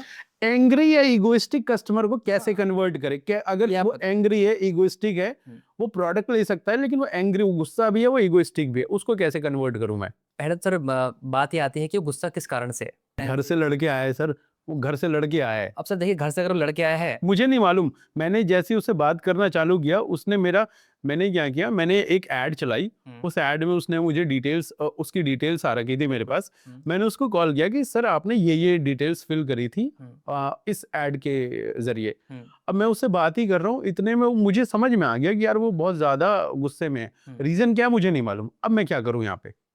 सर देखिए सबसे पहली बात तो अगर ऐसा कोई कस्टमर है जो आप बता रहे हैं कि वो बहुत गुस्से में है। अब डिपेंड नहीं करता है गुस्से में है तो वो क्वेश्चनिंग किस हिसाब से कर रहे हैं हमसे। उसने हमसे क्या क्वेश्चन पूछे, हाँ ठीक है जी बताओ आपका प्रोडक्ट हाँ डाला था मैंने, बताओ क्या है, ये क्या है? नहीं सर आपने जो अपने प्रॉब्लम के हिसाब से हमें अपनी डिटेल दी है तो सर अभी आपके लाइफ में या फिर आपके बिज़नेस में या फिर आपको जो आपने यहाँ पर इन्फॉर्मेशन फिल किया है मुझे लग रहा है कि आपको ये प्रोडक्ट की आवश्यकता है। क्या मैं सर सही हूँ? हाँ, ढूँढ तो रहा हूँ, बताओ क्या है तुम्हारा प्राइस? कितने में दे रही हो? क्या दे रही हो? नहीं जी, वो ऐड आई थी, सामने चल रही थी, ऐड चल रही थी। मैंने देख लिया, मैंने भर दिया। आप बताओ आप क्या कर सकते हो? ओके, तो सर सबसे पहले बात तो ये है कि आपने ऐड देखा, कुछ ना कुछ ऐड में देखा होगा आपने, आपके प्रॉब्लम के हिसाब से वो ऐड आपको क्लिक किया होगा। आप कह रहे थे कि मेरा जो बिजनेस है वो बढ़ा दोगे, कैसे बढ़ाओगे? ओके, बिल्कुल सर, हम आज के बारे में आपको बता देते हैं। तो हम सबसे पहले ये पूछते हैं उससे कि सर आपने जो इन्फॉर्मेशन फिल की है, आप कह रहे हो हम कैसे आपकी हेल्प कर सकते हैं। सर आप क्या बिज़नेस करते हैं? वो कहेगा जी हाँ, मैं कुछ भी XYZ बिजनेस करता हाँ, है। वो कहेगा जी एक्स-वाई-ज़ेड में बिज़नेस करता हूँ। ठीक है सर, इसमें अब अभी आपको क्या समस्या आ रही है? वो बताएगा जी समस्या तो ठीक है, बट मैं चाह रहा हूँ कि आपने कहा कि हम आपकी ब्रांडिंग मार्केटिंग कर देंगे, कैसे करोगे? समस्या नहीं है, बस ये है कि मैंने देखा आप बिजनेस बढ़ा सकते हो तो मैंने भर दिया, क्या वही बढ़ाना है बस। ओके, बिल्कुल। तो सर उसके बाद जब वो ऐसे फॉर एग्ज़ाम्पल आपने कहा कि जी मैंने ऐसे देख लिया और कर लिया। तो अगर हम उससे सवाल पूछ रहे हैं कि आपको कोई समस्या है? वो कह रहा नहीं, नहीं जी मुझे कोई समस्या नहीं है, बिजनेस सही चल रहा है, बस बढ़ाना है। बस बढ़ाना है। तो सर आपको क्या ये वीडियो सेल्स इसके बारे में पहले कभी आपने इसकी प्रैक्टिस की है कि वीडियोज़ बना के, पॉडकास्ट करके, नहीं। कभी आपने ऐसे प्रैक्टिस की है? बिल्कुल नहीं नहीं। की है। तो क्या इसमें आप कभी इंटरेस्ट रखते हैं कि अगर हम आपको बताएँगे तो आप इसको आगे भविष्य में करेंगे? क्या हाँ, बनाने वाले हैं? अच्छा होगा तो देखेंगे। नहीं सर, अच्छा तो होगा डेफ़िनेटली है, बट क्या आप जो वीडियोज़ हैं, क्या आप उसको बनाना प्रेफ़र करते हैं? क्या आप फॉर एग्ज़ाम्पल जैसे आपको वीडियो बनाने के लिए अगर हम कहेंगे और बताएँगे आपको हम, तो क्या आप वीडियोज़ बनाने में कंफ़र्टेबल हैं? कि आप अपना फेस वैल्यू दिखाना चाहें, लोगों को समझ जाना चाहें, वीडियोज़ बनाना चाहें, तो क्या कंफ़र्टेबल हैं आप? बेटा बना लेगा मेरा। नहीं सर देखिए, बेटा तो फिर वो ब्रांडिंग आपके हिसाब से होनी है ना, उनके हिसाब से नहीं होनी है, फिर आपको बेटे को भेजना पड़ेगा हमारे पास। नहीं, नहीं, मेरी तो एज ज़्यादा है ना, हुँ। लेकिन मेरा बेटा है वो यंग एज का है तो वो बना लेगा। नहीं सर, फिर तो हमें आपके फिर जो पुत्र हैं उनसे हमें बात करनी पड़ेगी ना, क्योंकि हम आपको बताएँगे कुछ और आप उन्हें समझाएँगे कुछ और, तो अगर वो आए हमारे पास आएँगे तो डेफ़िनेटली हम उन्हें अच्छा गाइड कर पाएँगे। फाइनेंशियल डिसीजन मेकर तो मैं ही हूँ, पैसा तो मैंने ही देना है। लेकिन सर वीडियोज़ तो उनको बनानी है ना, वीडियोज़ तो उन्हें बनानी है। अब उनका अगर इंटरेस्ट नहीं होगा तो फिर आप उन्हें बता के करोगे भी क्या? तो रावत जी, आपको यहाँ पे ये नहीं लग रहा कि अगर मान लीजिए मैं हुँ। फाइनेंशियल डिसीजन मेकर हूँ, हुँ, पैसा मेरे को ही देना है। हुँ, अगर आप मेरे को नहीं समझाएँगे हुँ, और मेरा बेटा जो कि मेरे पैसों पे अभी चल रहा है, हुँ। अगर मैं उसको ओके नहीं करूँगा तो वो तो वैसे ही सेल नहीं होएगी। क्योंकि सर देखिए आप डिसीज़न मेकर हैं, पर एक्शन टेकर तो वो है ना। हाँ, तो हुँ। Decision maker and at the same time पे पैसा भी तो मुझे ही देना है। सर देखिए, हम इस चीज़ को पहली बात तो ऐसे कस्टमर हमारे पास आते नहीं हैं, ओके, क्योंकि हम पहले उनका नीड एनालिसिस अच्छे से कर लेते हैं। ठीक है। फ़िल्टराइज़ेशन अच्छे से कर लेते हैं। फिल्टर करते हैं हम, ठीक है। उनसे पहले पता कर लेते हैं भाई साहब अगर आप कंफर्टेबल हो, आप वीडियोज़ बनाने में कंफर्टेबल हो, आप इतना प्राइस पे करने में कंफर्टेबल हो, आप इतना लॉन्ग टर्म में ट्रेनिंग ले सकते हो, हुँ, हुँ। आप ये गैजेट्स खरीद सकते हो या फिर आप इतनी मेहनत कर सकते हो, ओके, डेफिनिटली आप करें। तो हमारा फ़िल्ट्रेशन है, ठीक है। हमारे बेस्ड क्वेश्चन से अगर वो उसका आंसर नहीं करता है, हम उसे एंटरटेनमेंट नहीं करते, क्योंकि ऐसे कस्टमर के ऊपर हमें टाइम खराब करना बेकार है। ये मतलब मेरा मानना है। फॉर एग्ज़ाम्पल अगर वो कहता भी है कि जी नहीं मेरा बेटा करेगा और मैं फाइनेंशियल मतलब कहीं न कहीं मैं उसकी जो है डिसीज़न लूँगा क्योंकि पैसा मुझे ही देना है। तो हम कहेंगे सर ऐसा कीजिए आप अपने साथ-साथ अपने जो आपके पुत्र हैं उनको भी लेके आइए आप। ठीक हम है। उससे ये बात करना चाहते हैं कि क्या वो इस चीज़ में पर्टिकुलर फ़ील्ड के अंदर इंटरेस्ट रखना चाहते हैं? क्या उनको इसके बारे में कोई जानकारी है? क्योंकि हुँ, आपके नाम पर अगर वो ब्रांडिंग कर रहे हैं, तो इसमें ये भी हमें देखना है कि क्या वो कैपेसिटी उनके अंदर है कि वो कर पाएँगे? फॉर एग्ज़ाम्पल अगर उन्होंने वीडियोज़ में कुछ भी बोल दिया, कुछ भी बना दिया, तो कल के दिन आप हमारा सर खर्चोगे। इससे अच्छा ये है कि आप सब उन्हें भी बैठाइए, आप भी बैठिए, हम दोनों को अच्छे से गाइड करेंगे कि किस तरह से हम आपकी इसमें हेल्प कर सकते हैं और आपकी एक्सपेक्टेशन हमसे क्या है और हम आपके लिए क्या कर सकते हैं। अगर मैच करेगी वाइब, डेफिनिटली हम काम करेंगे, अदरवाइज़ से फिर हम आपको आपका पैसा रिफंड कर देंगे। चलो फ़िल्ट्रेशन है इसमें क्योंकि ओके। डिजिटल वर्ल्ड में ये सबसे अच्छी बात है कि हम फ़िल्टर करके लोगों को लेके आते हैं। हम ऐसे किसी को भी एंटरटेन नहीं करते हैं कि जो हमें बता ही नहीं रहा, केवल जानने आया। तो जानने आया तो फिर ठीक है, तुम्हें सब पता है तो भई फिर तुम और जान लो, कोई दिक्कत नहीं, 4 बातें बताते हैं। देन उसके बाद हम कहते हैं sir thank you so much, शायद हम आपके साथ काम नहीं कर सकते। अच्छा सर, अब मान के चलो कि मैं ही डिसीजन मेकर हूँ, हुँ, मैं ही पे करूँगा और मैं वीडियो भी बनाऊँगा। डन। अब मेरा सवाल आपसे ये है कि सेल्स की अगर हम बात कर रहे हैं, हुँ, मान लीजिए मैं करना चाहता हूँ, हुँ, लेकिन मेरा प्रोडक्ट वीक है, मेरे प्रोडक्ट में कोई बहुत ज़्यादा दम नहीं है and at the same time मेरी मार्केटिंग भी इतनी स्ट्रांग नहीं होगी। हुँ, क्यों? क्योंकि आप कहोगे वीडियो बना सकते हो, मैं कहूँगा हाँ बना सकता हूँ, बट डेफिनेटली मेरी क्वालिटी उस लेवल की नहीं होगी बिकॉज़ मैं रावत जी जैसी तो अच्छी वीडियो नहीं बना पाऊँगा क्योंकि मेरे पास एक्सपीरियंस नहीं है। हुँ, तो अगर मान लीजिए जो मेरा सवाल है, पर्टिकुलर सवाल है हुँ, कि अगर मेरा प्रोडक्ट वीक है हुँ, और मेरी मार्केटिंग भी वीक है, तो ओके। क्या फिर भी सेल्स हो सकती है? अब सर देखिए यहाँ पर इसमें आपके ही सवाल में आपका आंसर भी छुपा है और आपके ही आंसर में उसकी प्रॉब्लम भी छुपी हुई है। अगर उसका प्रोडक्ट वीक है, डिपेंड करता है कि वो कौन-सी इंडस्ट्री से है। फॉर एग्ज़ाम्पल अगर वो फार्मास्यूटिकल में है, अब उसने कहा जी नहीं, नहीं ये दवाई तो है, अब मैं सोच रहा हूँ कि ये जो डायबिटीज़ ठीक कर सकती है, लेकिन मुझे इसमें इम्प्रोवाइज़ेशन की और ज़रूरत है, शायद थोड़ा बहुत कर देगी। तो भाई साहब पहले आर-एन-डी कर लो, उसके बाद उसको इम्प्रूव कर लो, टेस्ट कर लो, लैब से भैया सर्टिफ़िकेट लेके आओ, तब जाके बेचो, तो आप अच्छा कर पाओगे। वरना आपने फेक प्रॉमिस कर दिए, उसने काम नहीं किया, पकड़ में आ गए, गवर्नमेंट आपको अच्छे से धो देगी। दूसरी चीज़, अब जैसे मैं जिस इंडस्ट्री में हूँ, इस इंडस्ट्री के अंदर जैसे ये इंडस्ट्री सेल्स की इंडस्ट्री, कोचिंग इंडस्ट्री 1 साल पहले थी, आज वैसे नहीं है। आज वैसे क्यों नहीं है? क्योंकि आज AI, automation, technology, Meta ads इतने पावरफुल हो चुके हैं कि हमारे पास हर रोज नई नई तरह की लर्निंग्स आ रही हैं, नए नए तरीके से हम काम कर रहे हैं। तो हम अगर हमारा प्रोडक्ट फॉर एग्जांपल अगर मेरा वीडियो सेल्स का प्रोग्राम है, अब इसमें अगर मैंने कुछ चीज़ें कम बताई हैं, तो मैं दोबारा इसमें बता सकता हूँ। इसमें गुंजाइश है कि इसको हम इम्प्रूव कर देंगे, R&D करके हम इसमें लगातार इसको हम इम्प्रूव करते रहेंगे। सेकंड चीज़, अगर वो कार मैन्युफैक्चरिंग है करता है या फिर उसकी फॉर एग्जांपल कार ही बनाता है वो, एग्जांपल ले लेते हैं हम। अब अगर नहीं जी ये जो मेरी कार है ना, अब ये एक्सीडेंट के बाद इसके एयरबैग खुलेंगे कि नहीं खुलेंगे मुझे नहीं पता। अब इसकी बॉडी की जो मतलब जो इसकी स्ट्रेंथ है वो पता नहीं कैसे है, हमने ट्राई तो की नहीं है, अब वीक है बट हम लॉन्च कर देते हैं। तो भाई साहब लोगों की आप जान से खिलवाड़ कर रहे हो। तो ऐसे कुछ इंडस्ट्री है जहाँ पर R&D पहले करके फाइनल प्रोडक्ट बना के बढ़िया प्रोडक्ट बना के उसकी मार्केटिंग को अच्छा किया जा सकता है। लेकिन अगर आपके पास प्रोडक्ट वीक है और आपकी मार्केटिंग भी वीक है तो टोटली आप लॉस में जाने वाले हो, आप 4 दिन में धंधा छोड़ के भागने वाले हो। बट अगर आप किसी ऐसी इंडस्ट्री में, एजुकेशन इंडस्ट्री में हो, ट्रेनिंग इंडस्ट्री में हो जहाँ पर इंप्रूव आप कर सकते हो, आप जैसे कोई फ़ोन बनाता है, कोई कैमरा बनाता है, तो इसमें इम्प्रोवाइज़ेशन बहुत तेज़ी के साथ हम कर सकते हैं। तो यहाँ पर उतने को आवश्यकता है नहीं और हर रोज़ अपडेट हम दे सकते हैं। पर फार्मास्यूटिकल में, कार मैन्युफैक्चरिंग के अंदर आप पहले टेस्ट करो क्योंकि लोगों की ज़िंदगी का सवाल है ना?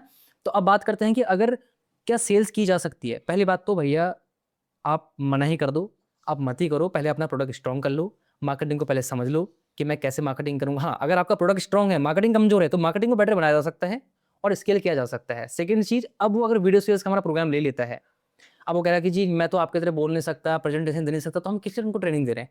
इसलिए तो दे रहे हैं ना, हम आपको बता पाएँगे सर ऐसे किया जाता है काम। इस तरीके से आप प्रेजेंटेशन देंगे, कैमरा और लाइट्स आपकी ऐसी होनी चाहिए, स्टूडियो आपका ऐसा होना चाहिए, माइक की क्वालिटी आपकी ऐसी होनी चाहिए, आप कॉल टू एक्शन ऐसे देंगे, बीच-बीच में इस तरह से पिच करेंगे, आप कार्ड इस तरह से लगाएँगे, डिस्क्रिप्शन आपका इस तरह से होना चाहिए, आप जब उसको कॉल के लिए बोलेंगे तो किस तरह से बोलेंगे, ये सारी चीज़ें सिखाना तो हमारा काम है उसको। तो वो एक टाइम बाद इम्प्रूव कर लेगा।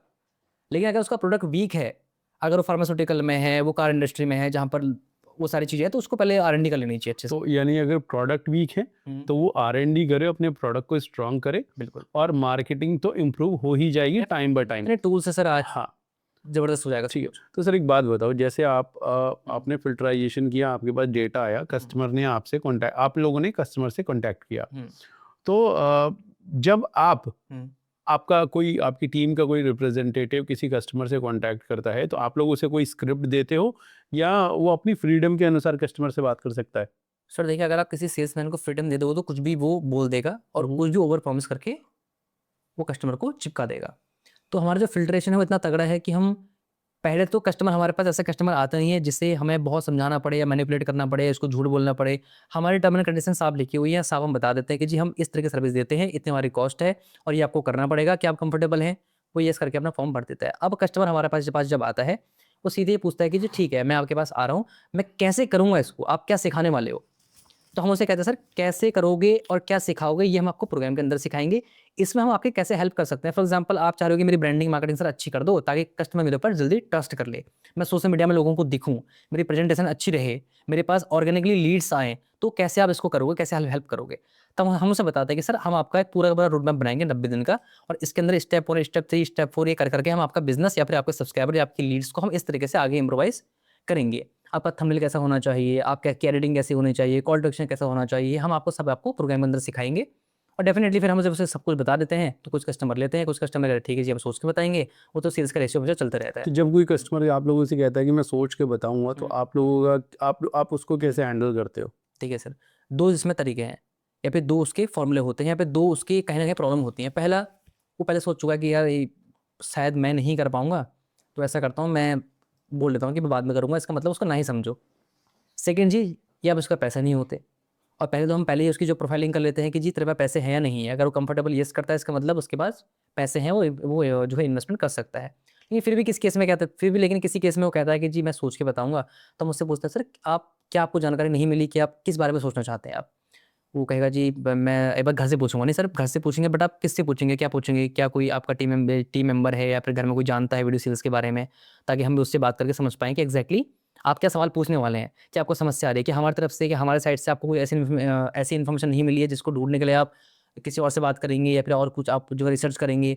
कोई ऐसी समस्या तो हमें डेफिनिटली बता सकते हैं, हम उसको सॉल्व करेंगे। मान लीजिए अगर कोई हुँ, कहता है यार जब मैंने फॉर्म भरा तो पैसा तो था, लेकिन अभी मेरे पास थोड़ा-सा कुछ अनएक्सपेक्टेड चीज़ें आ गई थी तो पैसा खर्च हो गया। हुँ, क्या आप मुझे कुछ डिस्काउंट दे सकते हो? अगर कोई हुँ, कस्टमर आपके पास आता है कि मुझे डिस्काउंट चाहिए, हुँ। तो फिर उसको कैसे हैंडल करते हो आप? देखिए सर, हम तो डिस्काउंट नहीं देते। बट जैसे अलग अलग इंडस्ट्री है, जैसे गारमेंट्स की शॉप वाला है या फिर कोई हार्डवेयर वाला है, तो वो अपनी तरफ से डिस्काउंट दे देते हैं। पर हमारी तरफ से डिस्काउंट नहीं होता। हम कहते हैं सर ये हमारा जेन्युइन प्राइस है और हम मार्केट के हिसाब से जिस तरह की हम आपको सर्विस दे रहे हैं, ये हमारा जो प्राइस है जेन्युइनली आपके लिए बिल्कुल परफेक्ट है। हाँ, अभी आपके पास पैसे नहीं है तो या तो आप क्रेडिट कार्ड से पेमेंट कर सकते हैं, या फिर जब आपके पास इन्वेस्टमेंट हो जाए तो डेफिनेटली सर हम दोबारा कनेक्ट आपसे कर सकते ठीक है, अगर मान लीजिए कोई व्यक्ति है, उसने बोला कि ठीक है, जब मेरे पास पैसा होगा तब मैं आपसे कोऑर्डिनेशन करूंगा, उसने फ़ोन रख दिया, आप लोगों की जो डिस्कशन था वो ख़त्म हो गया, हैं। तो क्या आप उस ऐसे प्रोस्पेक्ट को फॉलो अप करते हैं आप लोग?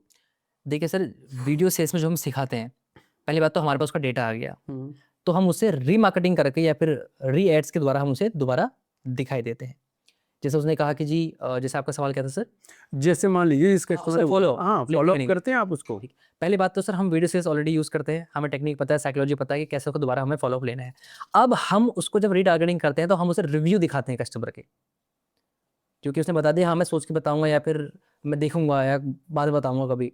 तो हम उसका बिलीफ सिस्टम मजबूत करने के लिए हम उसे रिव्यू दिखाते हैं ऑन एड्स के द्वारा, मेटा एड्स के द्वारा, या फिर जो है अपने गूगल एड्स के द्वारा, या फिर है ना गूगल एडवर्ड के द्वारा, या फिर हम यूट्यूब में वीडियोस बनाते हैं, कस्टमर के रिव्यू डालते हैं, या फिर उसे हम ईमेल भेजते हैं, हम व्हाट्सएप पे स्टेटस लगाते हैं, उसे व्हाट्सएप पे जो है जानकारी भेजते हैं। तो तरह तरीके से उसका वीडियो सेल्स के द्वारा या फिर उसका हम फॉलोअप लेते हैं। सेकंड चीज़, जब वो कहता है कि ठीक है मैं सोच के बताऊँगा, हम उससे पूछते हैं सर आप हम आपको दोबारा कब कनेक्ट कर सकते हैं? वो कहेगा जी मुझे आप 20 तारीख के शाम को 5 बजे कनेक्ट करना है। तो 20 तारीख के शाम को 5 बजे उसे हम एक बार कनेक्ट करते हैं। तो हम ज़्यादा से ज़्यादा 2 बार फॉलोअप लेते हैं। तीसरी बार हम फॉलोअप फिर नहीं लेते, क्योंकि 2 बार से ज़्यादा अगर उसे मनाना पड़ रहा है, इसका मतलब वो इंटरेस्ट अपना खत्म कर चुका है, वो नहीं करना चाहता, वो केवल हमें टरका रहा है।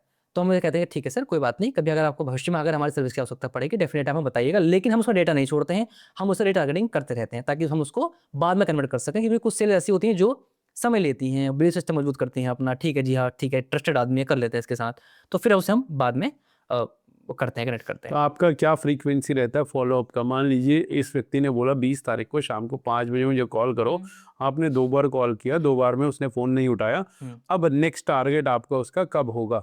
कब फॉलोअप करोगे आप पहली बात उसको? है कि 2 कंडीशन है, या तो उसके पास एक्चुअल में टाइम नहीं है, फ़ोन नहीं उठा पाया। हाँ। अगर वो जेन्युइन कस्टमर होगा तो कॉल बैक करता है कि सर आपकी मैम यहाँ पे सर आपकी कॉल आई थी और मैं उठा नहीं पाया था आपकी। अगर वो कॉल नहीं उठाता है, बार-बार कॉल करने के बाद भी, हमने उसे नहीं, दो आप तो 2 ही बार करते हो ना, आपने 2 बार कॉल किया, 2 बार नहीं उठाया, तो नेक्स्ट फॉलोअप बात हम उसे तब करते हैं जब वो कॉल पिक कर लेता है। अच्छा।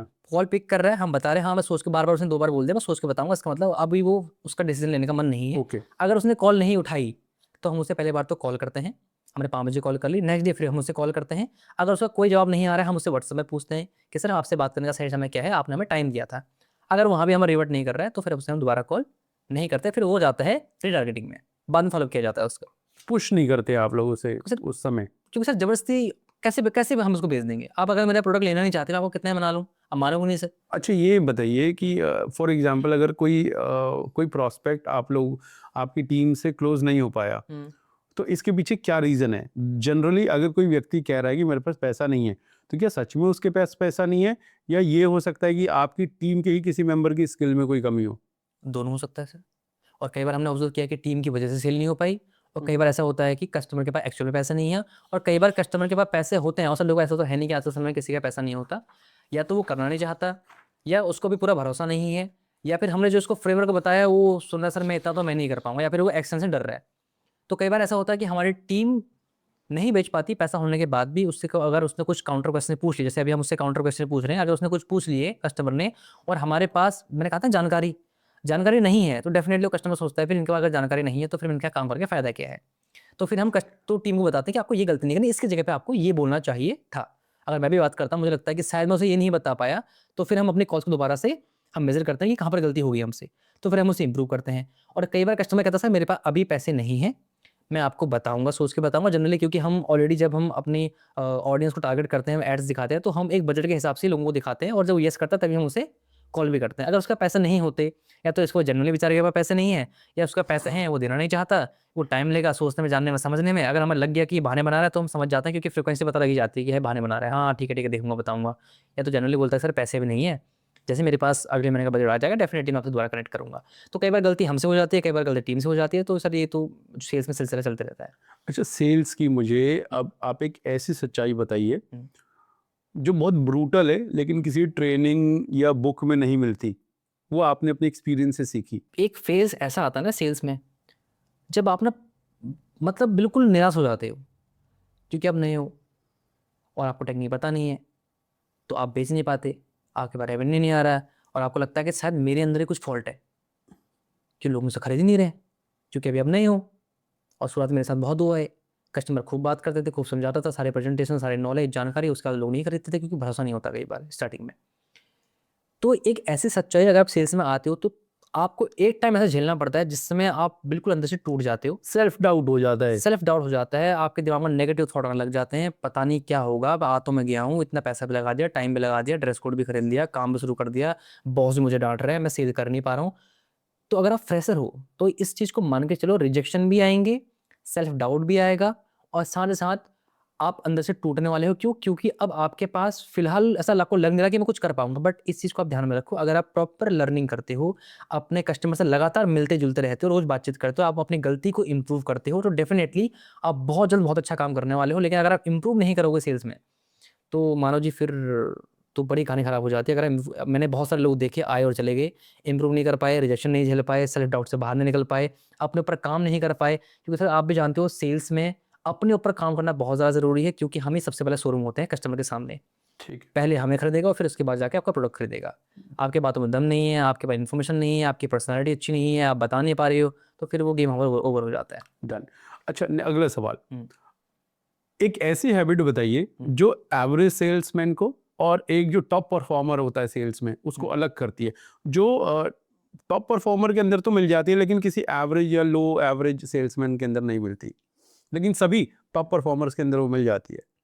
सर मैंने जितने भी टॉप परफॉर्मर देखे हैं अपनी इंडस्ट्री में, सेल्स कोच या फिर बिजनेस कोचिंग के अंदर, या फिर जब मैं उस सर्विसेज कंपनी के साथ था, तो हमने एक चीज़ देखी, जो बहुत तेज़ी के साथ टेक्नोलॉजी को अडॉप्ट कर रहा है, बहुत तेज़ी के साथ। वो इम्प्रूव तो अपने आप को कर ही रहा है, पर अब मैंने सर बहुत सारे ऐसे लोग भी देखे जिनके अंदर ज़बरदस्त टैलेंट था, बट वो काम नहीं कर पाते क्योंकि टेक्नोलॉजी को नहीं यूज़ करते ना बिजनेस के अंदर, अपने सेल्स के अंदर। टेक्नोलॉजी का इसका मतलब कि आपको एडवर्टीजमेंट आती है कि नहीं आती, क्योंकि अगर आपके पास ज़्यादा कस्टमर आएंगे, आप ज़्यादा बेचोगे तो ज़्यादा कमाओगे। अगर आपके पास कस्टमर नहीं आ रहे तो कैसे बेचोगे आप? क्योंकि सही बात। आपके पास एक टाइम ऐसा आएगा जब आपके पास लिस्ट खत्म हो जाएगी। सही बात। तो लिस्ट को बढ़ाने के लिए आपको एडवर्टाइजमेंट या फिर आपको टेक्नोलॉजी के माध्यम से का एडवर्टाइजमेंट करना पड़ेगा, कस्टमर को लेके आना होगा, आपको वीडियोस के माध्यम से लोगों को दिखना होगा, साथ में आपको पता होना चाहिए कि अपनी ब्रांडिंग कैसे की जाती है, तो डेफिनेटली आप अच्छा कर सकते हो। मैंने ये जनरली मैंने फोकस इस चीज़ को किया है कि जितने मैंने टॉप परफॉर्मर देखे हैं, या तो वो टेक्नोलॉजी एडवर्टाइजमेंट में बहुत माहिर होते हैं, या फिर वो कहीं से करवा लेते हैं, या फिर वो सोशल मीडिया में बहुत ज़्यादा एक्टिव होते हैं, या फिर वो नई अपनी स्किल्स को अपग्रेड करते रहते हैं, जिसके माध्यम से जो भी कस्टमर उनके पास आता है, अगर वो एडवर्टाइजमेंट करते हैं या नहीं करते हैं, या फिर अगर वो किसी शोरूम में भी काम करते हैं, तो जो अपने आप को लगातार इंप्रूव करता है, अपने हैबिट्स को और अपने हैबिट्स की सीखने के लर्निंग्स को इंप्रूव कर लेता है और नई नई टेक्निक को यूज़ कर रहा होता है, तो डेफिनेटली वो कस्टमर के साथ ज़्यादा कनेक्ट करता है और सेल अच्छी निकाल लेता है। अच्छा, मैंने बहुत सारे लोगों को देखा है, वो ये भी कहते हैं कि यार ये तो अगर कोई बड़ी सेल कोई व्यक्ति क्रैक कर लेता है, यार ये तो किस्मत थी इसकी, ये तो लकी आदमी है। तो आपके अकॉर्डिंगली सेल्स में लक कितना मायने रखता है? मैं ऐसा सेल्स में लक को नहीं मानता, मैं सेल्स में मानता हूँ स्किल्स को। अगर आपके पास स्किल्स है किसी भी कस्टमर से बात करने की, उसे कनेक्ट करने की, उसे सवाल पूछने की, उसके सवाल सुनने की, उससे क्रॉस क्वेश्चनिंग करने की, नेगोशिएशन करने की, तो डेफिनेटली आप बहुत अच्छा काम करोगे।